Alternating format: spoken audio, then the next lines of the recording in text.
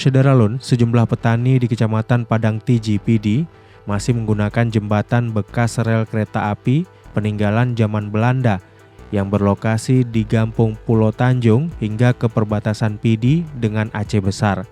Jembatan bekas rel kereta api itu masih sangat kokoh menahan beban meski telah berusia ribuan tahun.